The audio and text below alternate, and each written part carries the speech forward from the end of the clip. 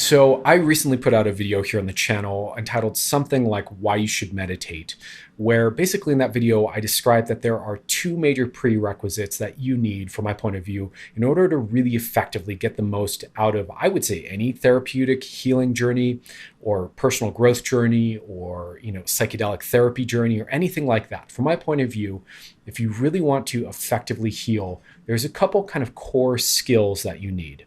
And in that video, I laid out one of them, which is essentially mindfulness, right? So there are different ways we could frame that. The video, I describe it as metacognition or mindfulness or being able to go meta or being able to access an inner state of being able to observe your own thoughts and feelings and body sensations without totally being hijacked by them, right? There are other terms for this like unblending in IFS, etc.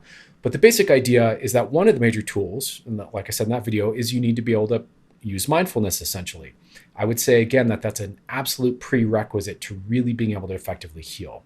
The other one I want to name in this video is a capacity to open your heart and bring love or loving kindness or compassion to your experience. This is absolutely essential, right? This is another place where, in my experience, a lot of people are kind of underdeveloped.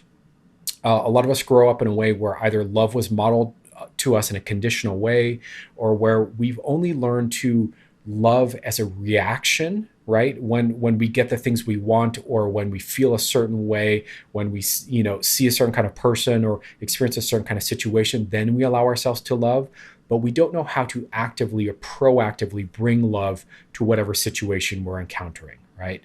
So what I would recommend for you is if you kind of are underdeveloped in your capacity to love, I would strongly recommend as a core life skill that you're going to use all over the place, right? With yourself, with others, with friends, with family, with tough situations, with whatever, as a core crucial life skill that really strengthens your capacity as a human being.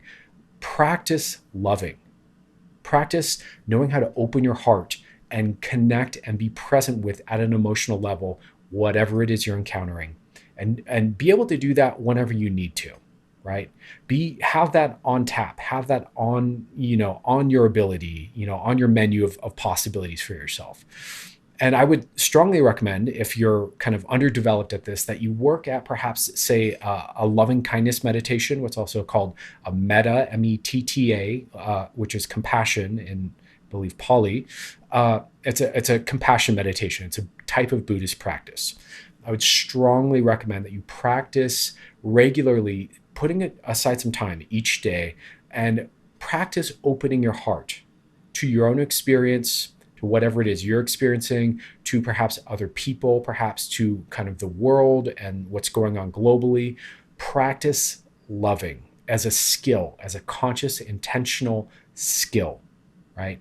This is so important for a lot of reasons. But if we're looking at our own healing path, our own healing journey, when it gets into encountering aspects of our own, parts of our own personality or parts of our own psyche or memories or fears or needs, we need to be able to meet these aspects of ourselves with compassion and love and kindness. This is essential, right? This is a huge part of what's going to heal you. It's a huge part of what transforms things from suffering and contraction and a recycling of issues year in and year out to finally releasing them and letting them go.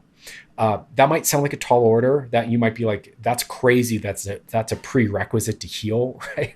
I'm just being real with you here. I'm just being honest that this is what I've seen really is needed. And often it's these two pieces, mindfulness, the ability to love and meet whatever we experience inside of ourselves with love and compassion, that really, if we don't have those in place, this is often what limits us from really progressing and healing and growing. In terms of psychedelics, since this channel revolves around this topic a lot, I would say that in the context of psychedelic therapy and using psychedelics for healing and growth, psychedelics teach us both a lot about zooming out and observing and mindfulness. Really, they can be an amazing tool to train you for that. And they can also be an amazing tool to train you how to love. But a lot of times what I find is if people are underdeveloped in their capacity to love, it doesn't occur to them on psychedelics to practice loving and opening their heart. Sometimes we have these epiphanies and, maybe you will, go, oh, right. And you'll just kind of suddenly realize I could relate to this with much more love in my heart.